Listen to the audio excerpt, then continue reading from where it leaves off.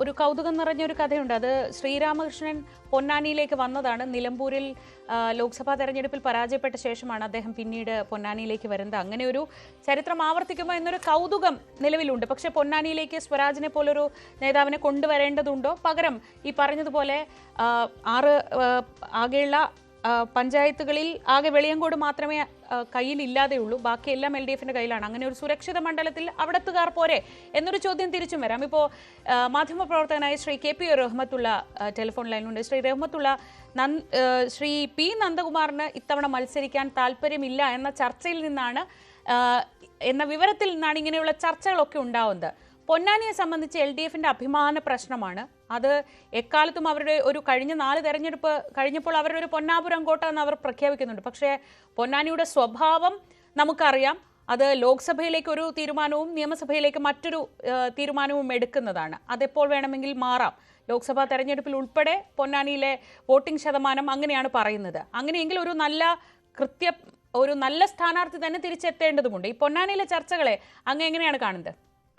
പൊന്നാനിയിൽ ഇത്തവണ മത്സരിക്കാൻ പോകുന്നത് PSC മുൻ ചെയർമാനും നമ്മുടെ വഖഫ് ബോർഡ് ചെയർമാനുമായ അഡ്വക്കേറ്റ് P സക്കീർ ആയിരിക്കുമെന്നാണ് പാർട്ടി വൃത്തങ്ങളിൽ നിന്ന് അറിയാൻ കഴിയുന്നത്. മാത്രമല്ല, ഈ സക്കീറിന് എന്തെങ്കിലും സാങ്കേതിക തടസ്സമുണ്ടെങ്കിൽ അവിടെ തന്നെ ഏരിയ സെക്രട്ടറി ആയിരുന്ന കരുത്തലായ TM സിദ്ദീഖുണ്ട്. ഇവരൊക്കെ നിലനിൽക്കെ പുറത്തുനിന്ന് ഒരാളെ കൊണ്ടുവന്ന് 17,000-ൽ പരം വോട്ടുകൾക്ക് കഴിഞ്ഞ തെരഞ്ഞെടുപ്പിൽ വിജയിച്ച സുരക്ഷിത മണ്ഡലത്തിൽ മത്സരിപ്പിക്കേണ്ടതുണ്ടോ എന്ന് പാർട്ടിയിൽ വലിയ ചർച്ചയാണ് നടക്കുന്നത്. പാലോളി മുഹമ്മദ് കുട്ടി മുമ്പ് MP ഗംഗാധരനെ 27,000 വോട്ടുകൾക്കാണ് പൊന്നാനിയിൽ തോൽപ്പിച്ചത്. പൊന്നാനിയിൽ നിന്ന് ഒരു MLA ഉണ്ടാകണം എന്നത് മാർക്സിസ്റ്റ് പാർട്ടിയുടെ ഒരുപാട് കാലത്തെ ആഗ്രഹമാണ്. സക്കീർ ആണെങ്കിലും അതുപോലെ TM സിദ്ദീഖ് ആണെങ്കിലും ഒക്കെ തന്നെ പൊന്നാനിക്കാരാണ് എന്ന ഒരു പ്രത്യേകതയുമുണ്ട്. മാത്രമല്ല, ഈ രണ്ടിൽ ആര് മത്സരിച്ചാലും ഇപ്പോഴുള്ളതിന്റെ ഇരട്ടി ഭൂരിപക്ഷത്തിലെങ്കിലും ജയിക്കാൻ കഴിയുമെന്നും പാർട്ടി കണക്കാക്കുന്നു. നന്ദകുമാർ എന്ന നേതാവ് ഒരുപാട് സീനിയറായി. അദ്ദേഹത്തിന് ഒരിക്കൽ പോലും മത്സരിക്കാൻ കഴിഞ്ഞിരുന്നില്ല. തിരൂർ മുനിസിപ്പൽ വൈസ് ചെയർമാൻ എന്ന സ്ഥാനം മാത്രമാണ് അദ്ദേഹത്തിന് പാർലമെന്ററി സീറ്റിലുണ്ടായിരുന്നത്. അങ്ങനെയുള്ള ഒരാൾക്ക് അവസാനമായി ഒരു അവസരം കൊടുക്കുക എന്നതിന്റെ ഭാഗമായിട്ടാണ് കഴിഞ്ഞ തവണ അദ്ദേഹത്തെ മത്സരിപ്പിച്ചത്. നമുക്ക് ഓർമ്മയുണ്ട്, ആ സമയത്തും വലിയ തർക്കങ്ങൾ ഉണ്ടായിരുന്നു, പ്രകടനം നടന്നിരുന്നു. അതൊന്നും നമ്മുടെ മനസ്സിൽ നിന്ന് അങ്ങനെ, ഓർമ്മയിൽ നിന്ന് അങ്ങനെ മാഞ്ഞിട്ടില്ല. പൊന്നാനിയിൽ പ്രതിഷേധമൊക്കെ ഉണ്ടായിരുന്നു സ്ഥാനാർത്ഥി നിർണയ സമയത്ത്. ജില്ലാ കമ്മിറ്റിയിൽ നിന്ന് പോലും TM സിദ്ദീഖിനെ തഴയുകയും ഏരിയ കമ്മിറ്റിയിലേക്ക് തരം താഴ്ത്തുകയൊക്കെ ചെയ്തിരുന്നു. പക്ഷെ കഴിഞ്ഞ ജില്ലാ സമ്മേളനത്തിന് ശേഷം അദ്ദേഹത്തെ വീണ്ടും ജില്ലാ കമ്മിറ്റിയിൽ ഉൾപ്പെടുത്തിയിട്ടുണ്ട്.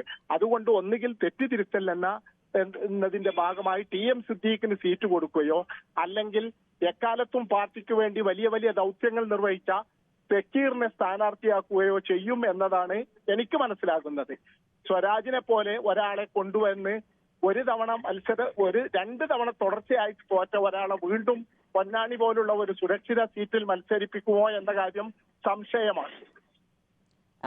ഈ MK സക്കീർ ആണ് വരുന്നതെങ്കിൽ അദ്ദേഹം ഈ പറയുന്ന പോലെ പല തരത്തിലും അദ്ദേഹത്തിന്റെ പ്രാഗൽഭ്യം തെളിയിച്ചിട്ടുള്ള ഒരു നേതാവാണ്, പൊന്നാനിക്കാരനാണ്.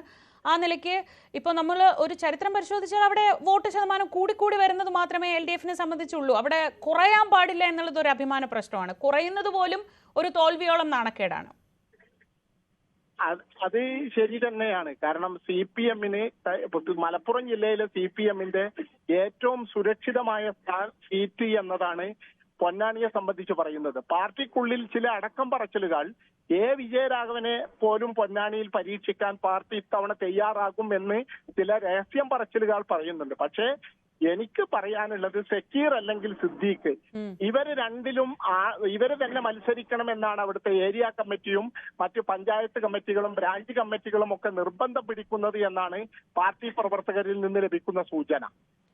ഇനി ഇപ്പുറത്ത് UDF ക്യാമ്പിലേക്ക് വന്നാൽ എങ്ങനെയും ഈ മണ്ഡലം പിടിച്ചെടുക്കുക എന്ന് പറയുന്നത് അവരെ സംബന്ധിച്ചൊരു അഭിമാന പ്രശ്നമാണ്. എത്രയോ കാലമായി അവർ അതിന് ശ്രമിക്കുന്നുണ്ട്. കഴിഞ്ഞ 4 തെരഞ്ഞെടുപ്പുകളായി അവർ ആ ശ്രമം നടത്തുന്നുണ്ട്. അങ്ങനെയെങ്കിൽ അവിടെ നിന്ന് UDF ക്യാമ്പിൽ നിന്ന് ആര് വരാനാണ് സാധ്യത?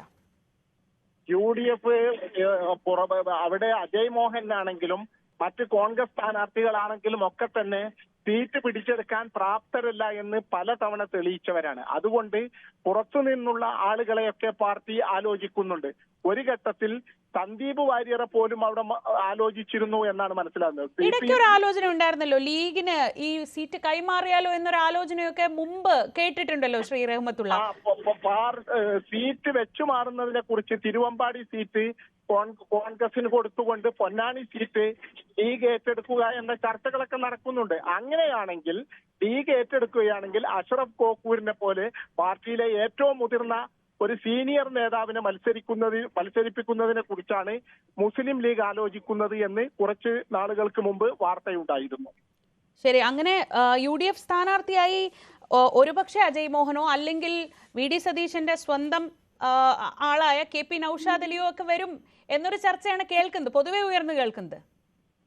KP നൗഷാദ് അലിയെയും അതുപോലെ ഉള്ള ആളുകളെയും ഒക്കെ പരിഗണിക്കുന്നുണ്ട്. പക്ഷേ ആ മണ്ഡലക്കാരൻ തന്നെയായ അഷ്റഫ് കോക്കൂരിന് മുസ്ലിം ലീഗ് സീറ്റ് ഏറ്റെടുക്കുകയാണെങ്കിൽ അഷ്റഫ് കോക്കൂര്, ഇപ്പുറത്താണെങ്കിൽ അജയ് മോഹൻ ഒരു തവണ കൂടി മത്സരിക്കട്ടെ എന്ന ആലോചനകളൊക്കെ ഉണ്ട്. KP നൗഷാദ് അലി വണ്ടൂര് ഉള്ള ആളാണ്. ആ നിലക്കും ആലോചനകളൊക്കെ വരുന്നുണ്ട്. പക്ഷേ അവസാനം UDF ക്യാമ്പ് കോൺഗ്രസ് സ്ഥാനാർത്ഥികൾ തന്നെ മത്സരിക്കും എന്നിടത്താണ്. മുസ്ലിം ലീഗ് വേണ്ടത്ര ഇടതുപക്ഷത്തിന്റെ ഒരു ഉറച്ച സീറ്റിൽ താല്പര്യം കാണിക്കുമെന്ന് ഞാൻ വിശ്വസിക്കുന്നില്ല. ശരി, വളരെ നന്ദി ശ്രീ KP റഹ്മത്തുള്ള. അനുമോദ് തുടരുന്നുണ്ട്. അനുമോദ്, ആ ഭാഗത്തേക്ക് വന്നാൽ UDF